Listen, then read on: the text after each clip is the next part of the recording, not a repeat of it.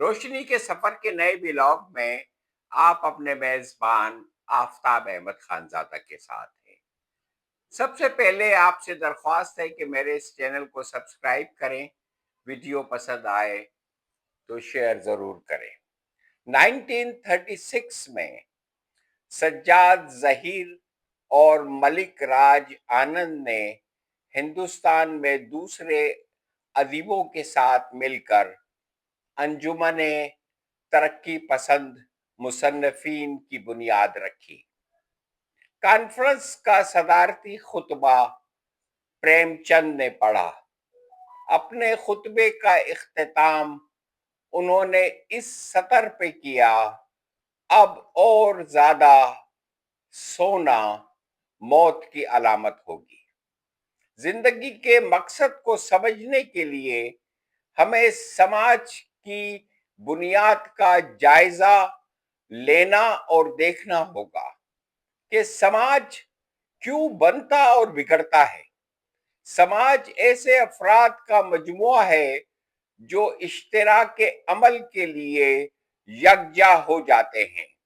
اشتراک اور تعاون کے لیے ان افراد کا مقصد یکساں ہونا ناگزیر ہے۔ ہر فرد کی مادی ضروریات کم و بیش ایک جیسی ہوتی ہیں اور سماج کی ابتدا اس غرض سے ہوتی ہے کہ ضروریات زندگی کے حصول و تقسیم میں آسانی ہو۔ یعنی سماج کا سنگ بنیاد انسان کی مالی ضروریات کی پیداوار اور تقسیم پر ہے۔ سماج اس وقت تک قائم رہتا ہے جب تک اس کے افراد کا رشتہ باہمی مستحکم ہو، جس کی ضمانت ہر فرد کی ضروریات کی تکمیل میں ہے۔ ایسا سماج جس میں طبقات بن جائیں، ایک ایسا سماج جس میں چند لوگ ریاست کے وسائل اور اس کے طاقت، اس کے اختیار کے مالک بن جائے، تو پھر وہ سماج کسی صورت میں قائم نہیں رہ سکتا۔ طبقات کسی بھی سماج کے لیے زہر کا مرکز بنتے ہیں، اور ایسا زہریلا سماج جس میں طبقات بن جائیں تو وہ اس سماج میں رہنے والے افراد کو زہریلا کرتا چلا جا رہا ہے۔ اور آپ دور نہ جائیں، انسانی تاریخ پڑھ لیں، ماضی قریب یا ماضی بعید کی تاریخ، دنیا کا کوئی سماج ایسا نہیں ملے گا کہ جس نے انسان کی بنیادی ضروریاتیں پوری نہ کی ہوں اور وہ سماج قائم بھی رہا ہو۔ نہیں جناب، ایسا پوری انسانی تاریخ میں نہیں ہوا۔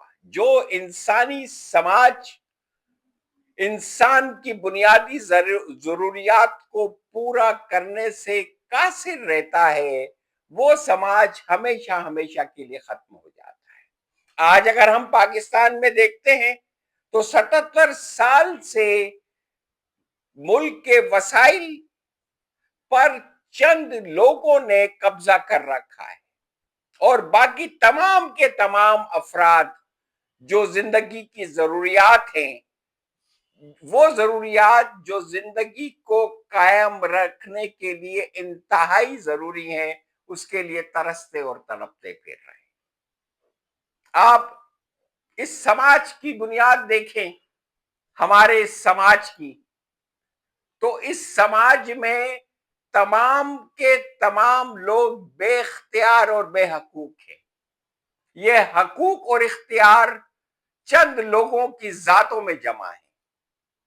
جمہوریت کو ہی لے لیں، اب آپ دور ہی نہ جائیں، ایک ایسی جمہوریت کہ جب آپ ووٹ دینے جاتے ہیں اور ووٹ آپ دیتے کسی اور کو ہیں اور حکمران کوئی اور بنتا ہے۔ آپ محنت کر کر کے تھک جاتے ہیں، لیکن آپ کو پیٹ کی آنکھ پورا کرنا پاکستانی سماج میں ناممکن ہے۔ اس سماج میں زندہ رہنے کے لیے انسان کو جتنی محنت کرنی پڑتی ہے اس کی مثال دینا ناممکن ہے۔ اور تو آپ بات چھوڑیں، اگر خدا نہ خواستہ کسی کے قریبی رشتہ دار کا یا پیارے کا انتقال ہو جائے تو اس کو دفنانا اب انتہائی ایک پیچیدہ عمل ہو چکا ہے، اس قدر مہنگا کہ جس کی حد نہیں ہے۔ اس سماج میں طاقت اور اختیار وہ جو اس کے اصل مالک ہوتے ہیں، دنیا کے تمام سماجوں میں طاقت اور اختیار کے اصل مالک عوام ہوتے ہیں۔ جب آپ انہیں بے اختیار اور بے حقوق کر دیتے ہیں تو پھر آپ ہی بتائیں ایسا سماج کس طرح سے قائم و دائم رہ سکتا ہے؟ جناب سماج کو تو چھوڑیں، ایسی ریاست جس میں عوام بے اختیار اور بے حقوق ہو کسی صورت قائم نہیں رہ سکتی۔ یہ کوئی میں آپ کو سائنسی راکٹ نہیں بتا رہا ہوں، یہ اصول اگر آپ کو کوئی شک ہے تو کتابیں پڑھ لیں، فلاسفرز کو پڑھ لیں۔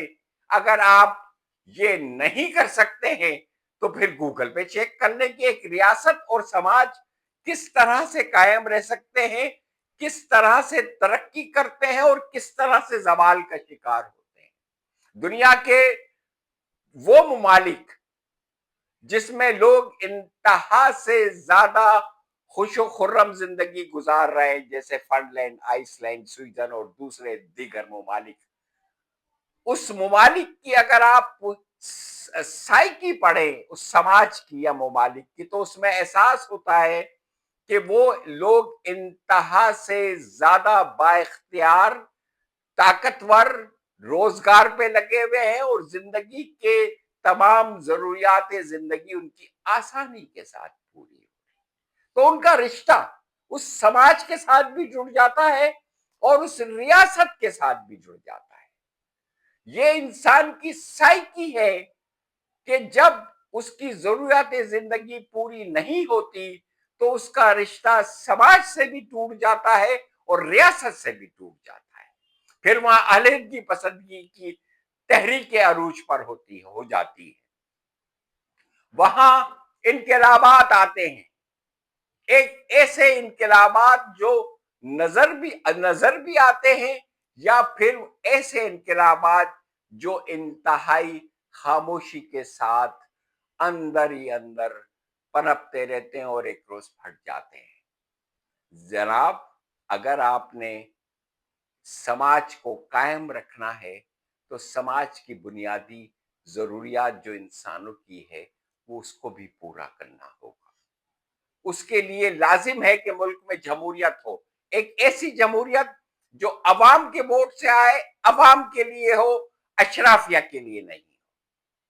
ایک ایسی ریاست جس کے وسائل کے حقدار اس کے اصل مالک عوام با اختیار ہوں، عوام طاقتور ہوں، عوام کی تمام ضروریات زندگی کی تمام چیزیں آسانی کے ساتھ مہیا ہو رہی ہوں، وہ خوش و خرم ہو، وہ ان کی زندگی خوشیوں سے بھری ہو، آزادی ہو، اقلیتوں اور خواتین کو حقوق حاصل ہو نہ کہ دوسرے درجے کے۔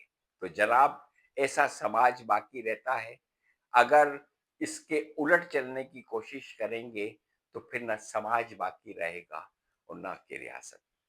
خدا حافظ۔